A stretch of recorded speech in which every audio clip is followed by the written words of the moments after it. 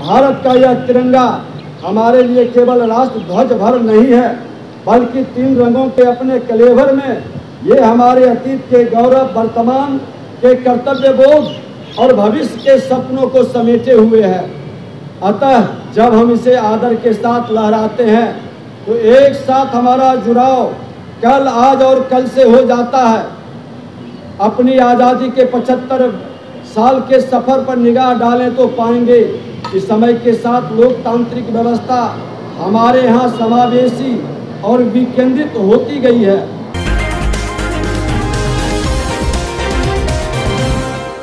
अमृत महोत्सव की हार्दिक शुभकामनाएं देता हूँ। आज के दिन अपने शहीदों को नमन करते हैं, अपनी विरासत पर गौरव महसूस करते हैं। हम अपने राज्य के सभी नागरिकों और विशेष रूप से अपने नौजवानों से आग्रह करते हैं कि बिहार की महान विरासत जो ठहर गई है उसे आगे बढ़ाने का संकल्प लें। यह समय अपने संकल्पों को सिद्धि तक पहुंचाने का समय है। अतः हम सबको मिलकर इस अमृतकाल बेला में अपने कर्तव्य और निष्ठा से कार्य करना है। 15 अगस्त का दिन महज एक तारीख भर नहीं है, यह हमारे इतिहास, भूगोल, समाज और संस्कृति की पहचान को निर्धारित करने वाला अवसर है। आज का अवसर तो अधिक खास हो जाता है क्योंकि हम इतिहास के उस सोपान पर अपनी आज़ादी के शानदार 75 वर्ष पूरा कर इतिहास के एक नए अध्याय के गवाह और भागीदार दोनों बनने जा रहे हैं। भारत का यह तिरंगा हमारे लिए केवल राष्ट्र ध्वज भर नहीं है, बल्कि 3 रंगों के अपने कलेवर में ये हमारे अतीत के गौरव, वर्तमान के कर्तव्य बोध और भविष्य के सपनों को समेटे हुए है। अतः जब हम इसे आदर के साथ लहराते हैं तो एक साथ हमारा जुड़ाव कल, आज और कल से हो जाता है।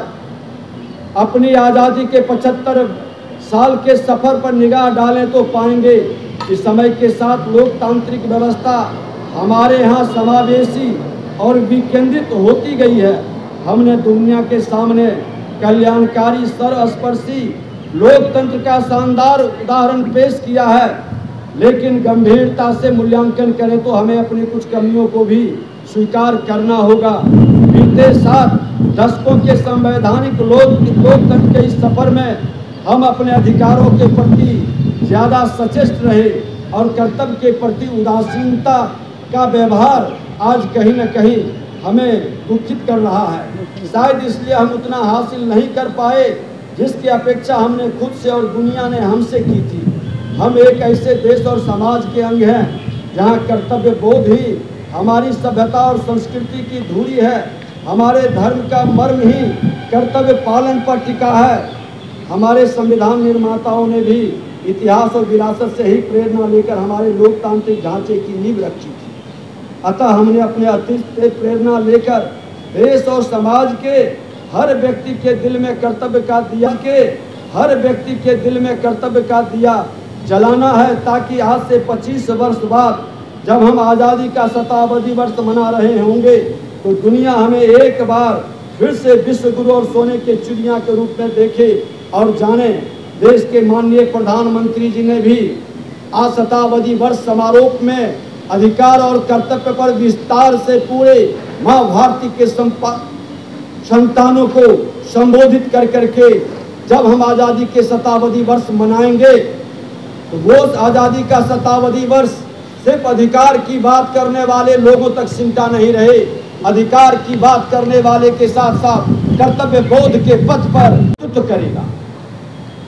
लोकतंत्र के मंदिर में जिस प्रांगण में आज खड़े हैं उसका इतिहास 100 वर्षों का गौरवशाली सफर खुद में समेटे हुए। 17वीं विधानसभा बीते पल इतिहास में याद किए जाएंगे।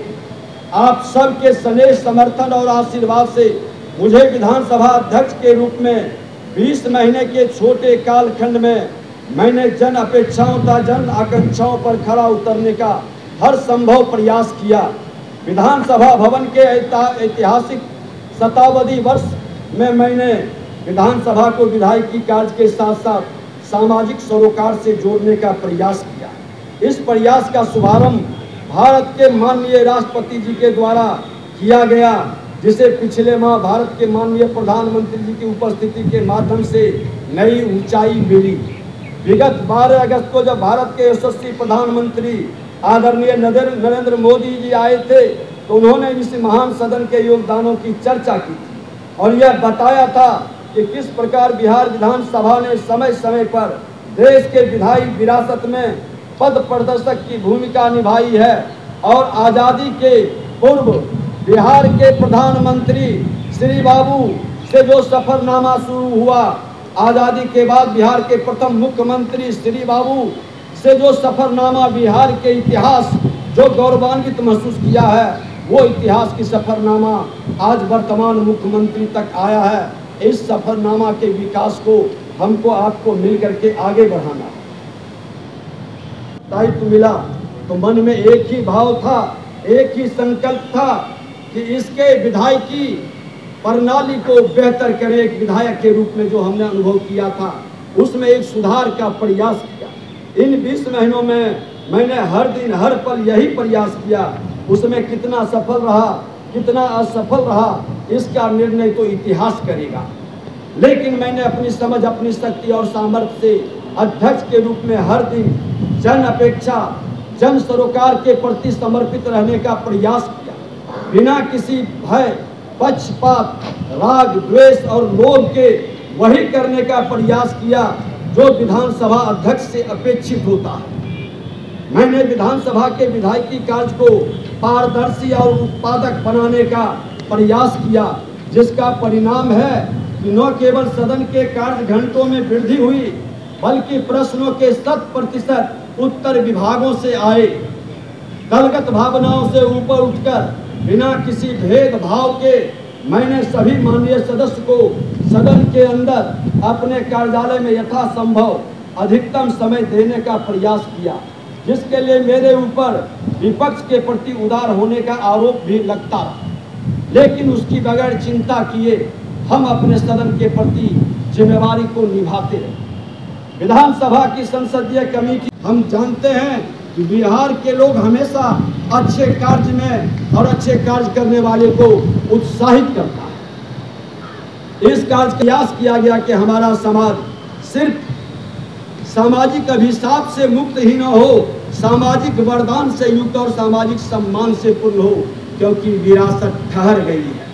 विरासत बिहार संस्कृति विरासत के रूप में धनी था, ज्ञान विज्ञान की भूमि थी, लेकिन क्यों ठहरा हुआ, इसके कारण पर नहीं जाकर के 2/3 नौजवानों की आबादी को इस ठहराव को दूर कर अपने अपने घर, समाज, परिवार, राज्य का ऐसा गौरवशाली विरासत की लकीर खींचनी है जिस पर पूरा राज्य गौरवान्वित महसूस करे। तमाम विकारों से मुक्त होकर, तमाम बंधनों को तोड़कर हमको आगे बढ़ना। लोकतांत्रिक व्यवस्था के प्रति युवाओं को प्रेरित और उत्साहित करने के लिए हमने स्वयं जिलेवार जाकर बाल युवा संसद का कार्यक्रम का आयोजन कराया। उसमें भाग लेने वाले बाल युवा साथियों को सदन की कार्यवाही के द्वारा आमंत्रित किया। आपको स्वतंत्रता दिवस एवं आज़ादी के अमृत महोत्सव की हार्दिक शुभकामनाएं। बहुत बहुत धन्यवाद। जय हिंद, जय भारत, वंदे मातरम।